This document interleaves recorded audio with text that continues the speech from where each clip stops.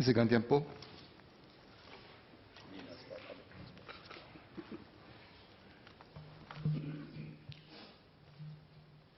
Mr. Speaker, sir, with your permission, may I take questions 6 to 9, please? Yes, please. Thank you.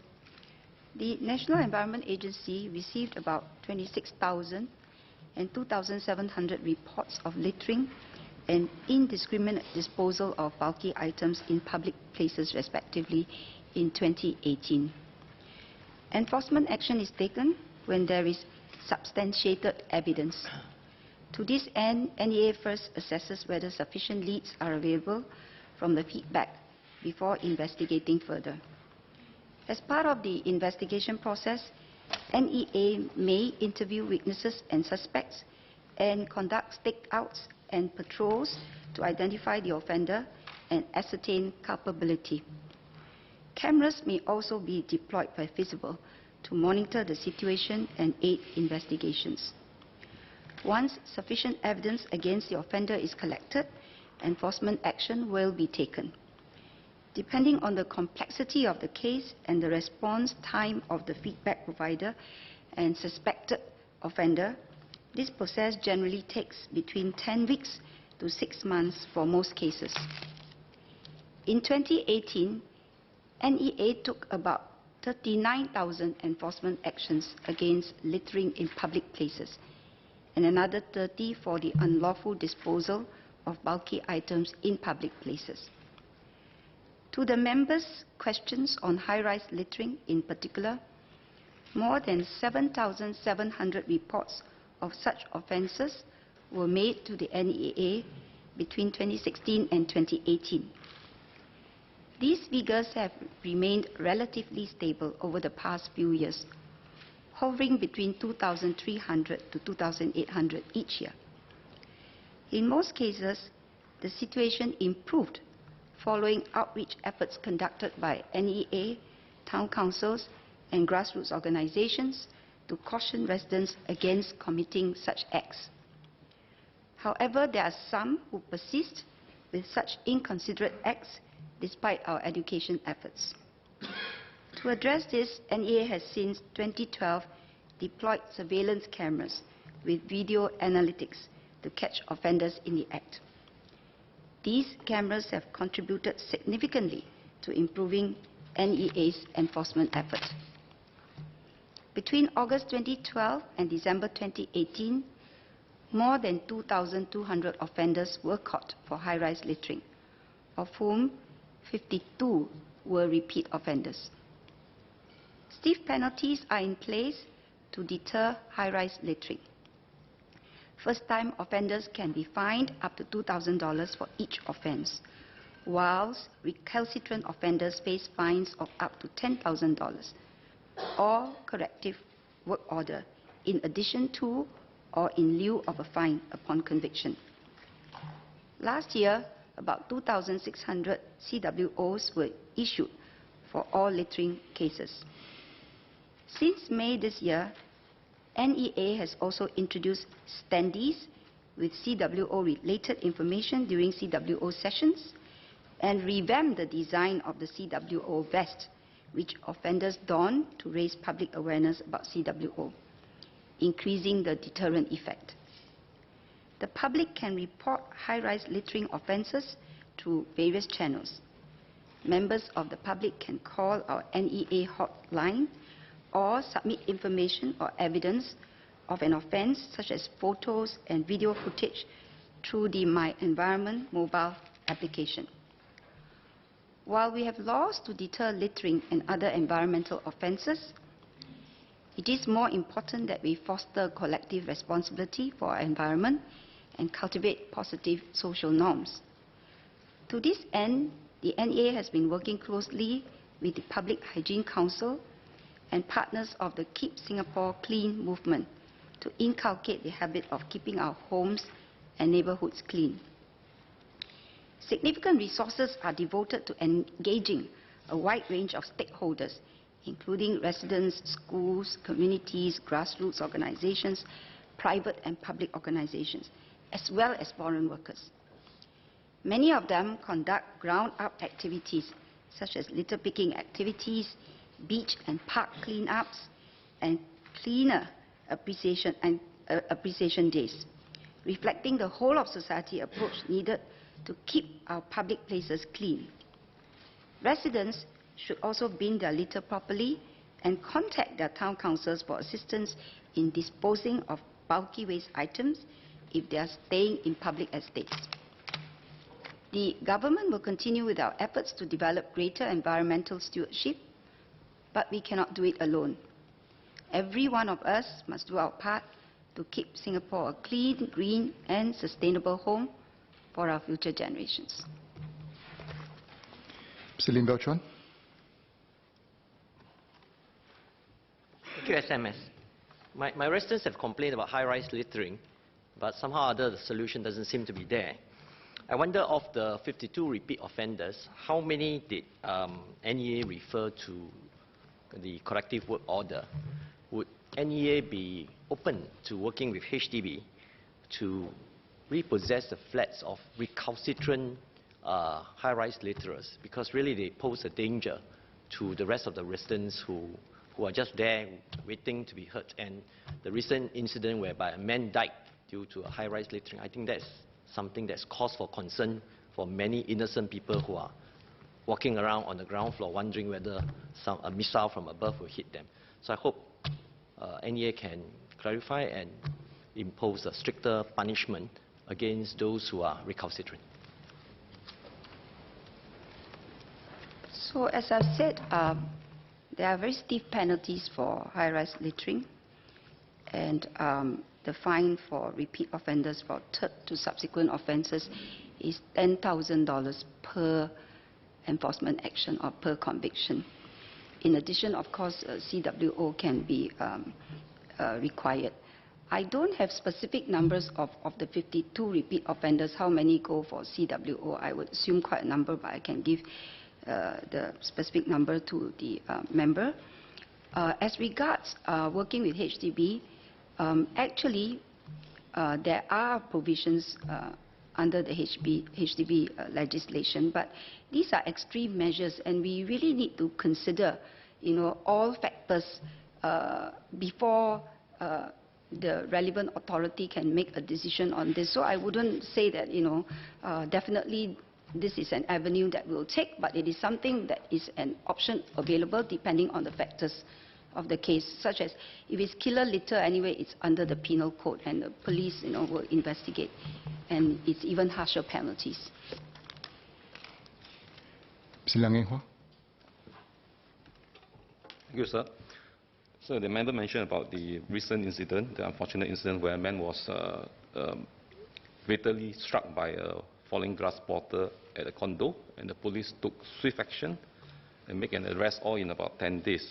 Likely with the help of the forensic capabilities that the agency have.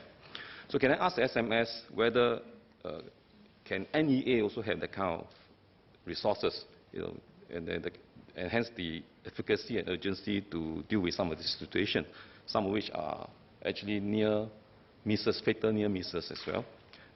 And with that kind of capabilities, they can better deter as well as increase the chances of catching the litterbugs at our estates.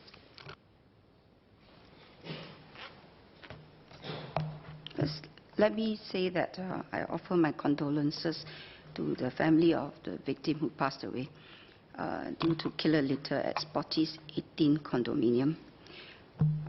With regards to the length of time we take to investigate, which is what the member is asking about, as you have rightly pointed out, we need to, take prompt action. But having said that, we also need to make sure that our investigations are thorough and accurate, so that we do not wrongfully prosecute a person. And therefore, there are processes put in place that we need to follow.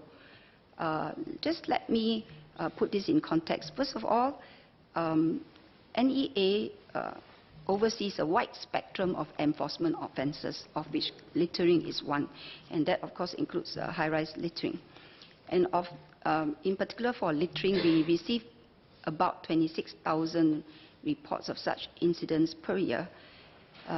And with such a large volume of cases, and the fact that, of course, resources are not unlimited, we will have to prioritize.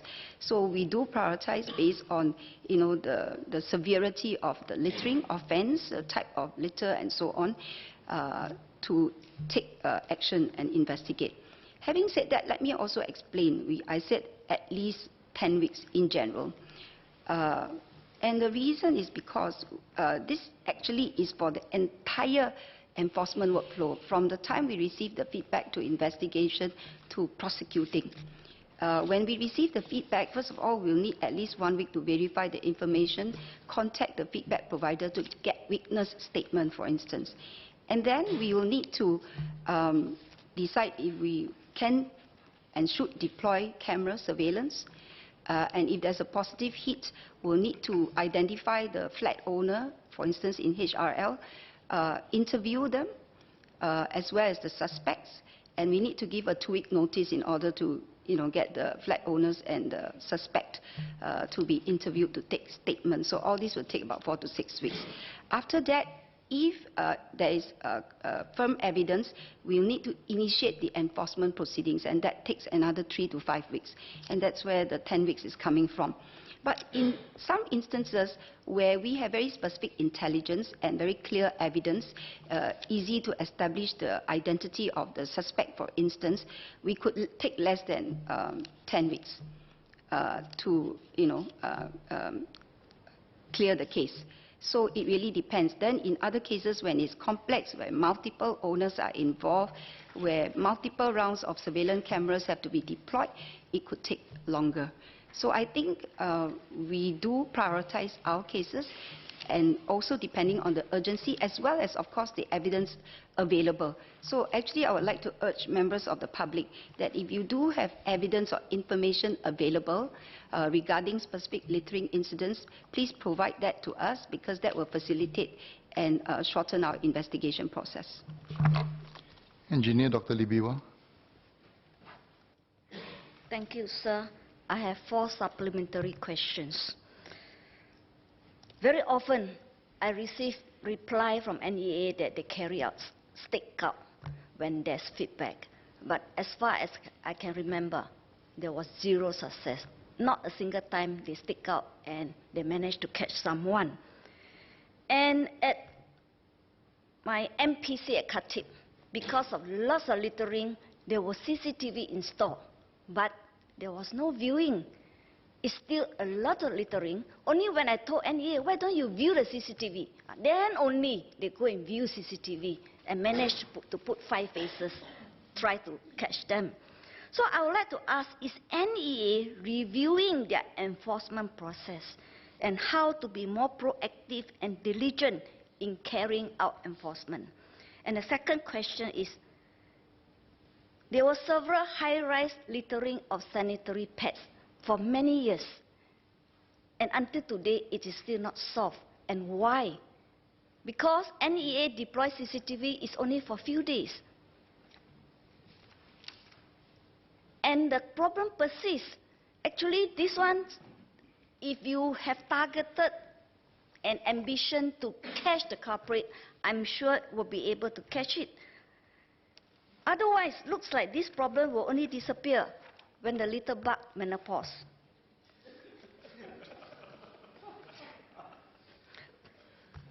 The question is NEA shortage of CCTV. How many CCTVs does NEA have?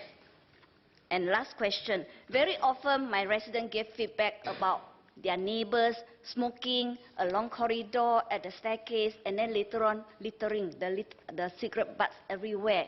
If they are willing to come forward to give statement, is NEA willing to take enforcement action? Thank you.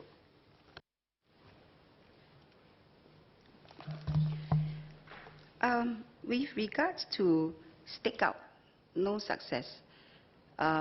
In August 2012, as I've said earlier, we deployed surveillance cameras. And since we deployed surveillance cameras, the number of successful enforcement actions have actually increased about 120 times. So in 2011, the number of successful enforcement actions is 10, sorry. And 2018 last year was more than 1,200. So actually, the deployment of the surveillance cameras have helped us significantly. As you know, with stakeout, you can't be there 24/7. So it really depends on intelligence from the ground for such effective stakeouts. But having said that, I think deployment of surveillance camera is really not the panacea.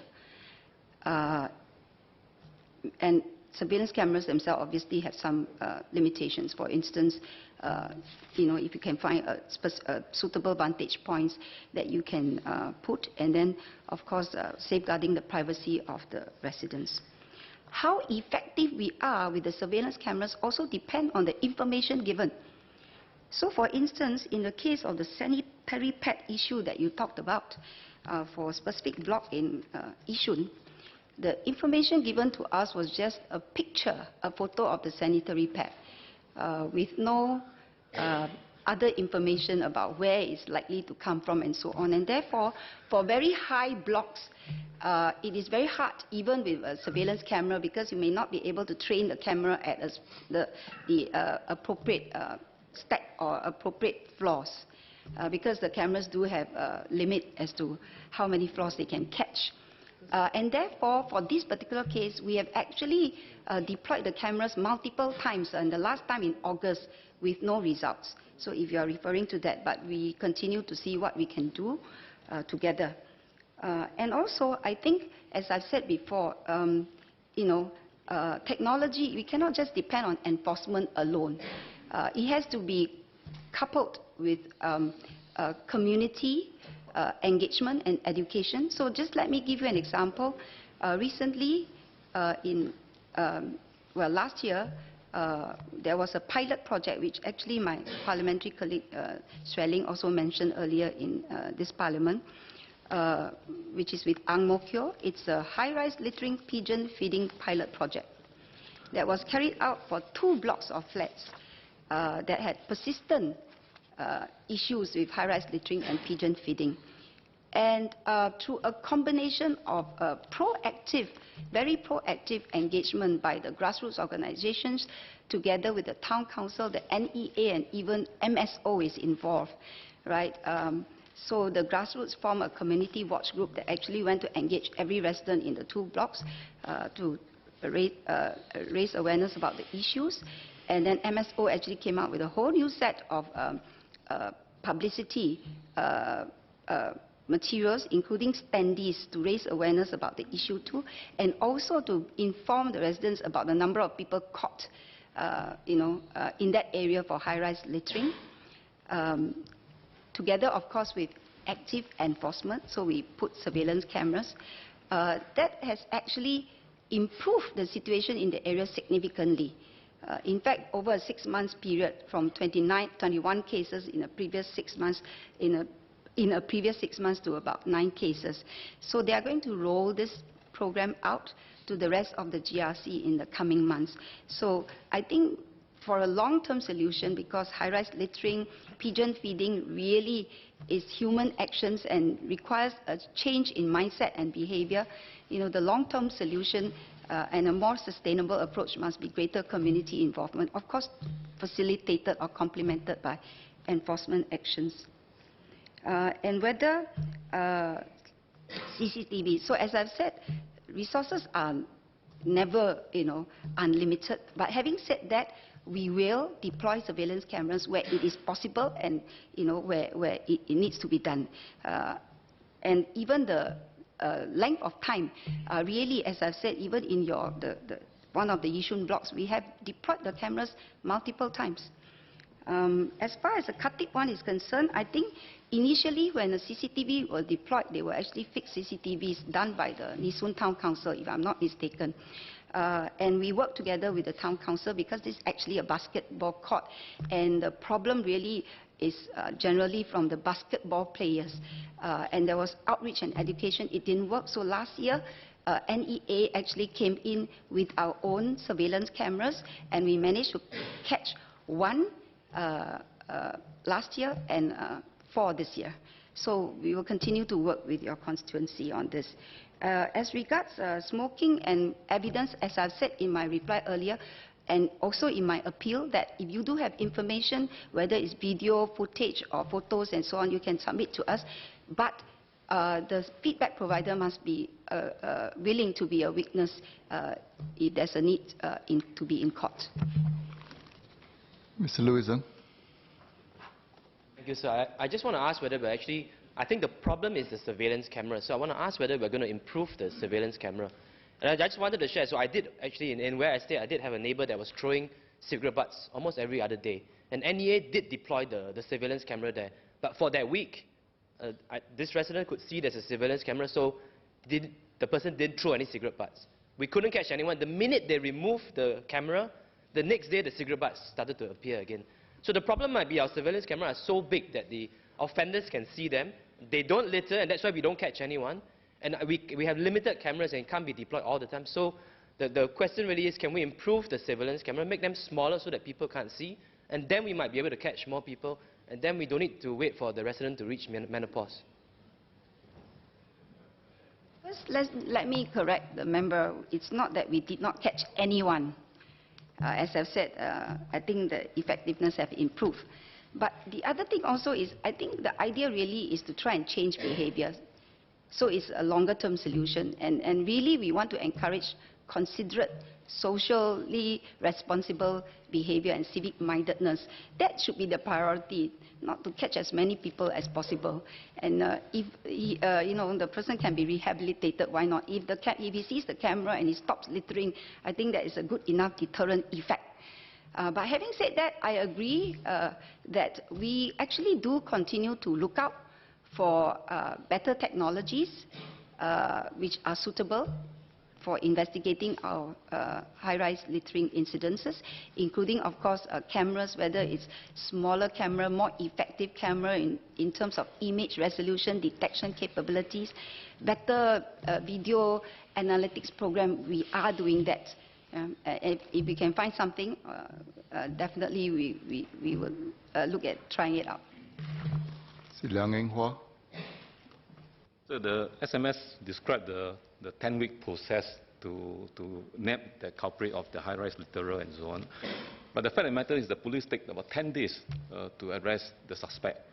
So there must be something that they have done that can expedite this whole process. So perhaps NEA should look at how police have done it and maybe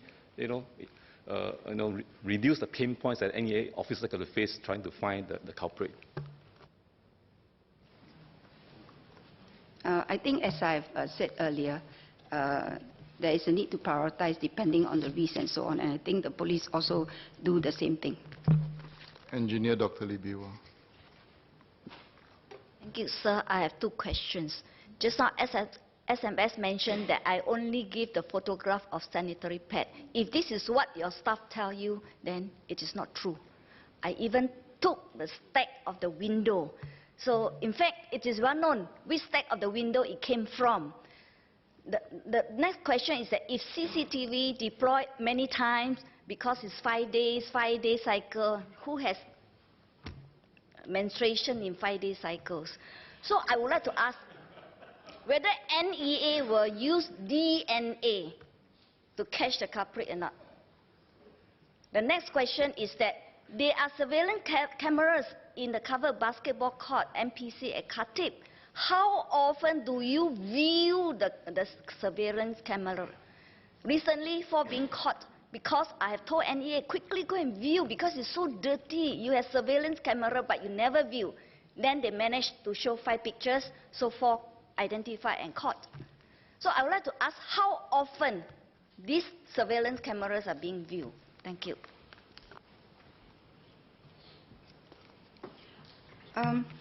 First, with regards to the photos, I think the photos given, that was what I was given to understand. But as I've also said, we have actually deployed cameras for that particular block multiple times, which means that at the end of the day, we did have some idea of where the stack is, and it could be additional information that you have given. But having said that, if you deploy a camera for a certain period of time and you cannot catch, then obviously you have to review, whether it's the positioning or whether it's the right stack or the right floor levels and so on before you redeploy again. And that is a process that we go through for all kinds of littering, high-rise littering offences. With regards to DNA, I think we have answered this in Parliament before. First of all, when the litter comes down onto the ground, it's likely that it's not the DNA of the culprit alone that will be there, so it will be very difficult, at least as far as we know, the technology involved. I'm not referring specifically to sanitary pad. Yeah, but we're talking about, in general, there will be many other DNA involved. Yeah, so that's where we are.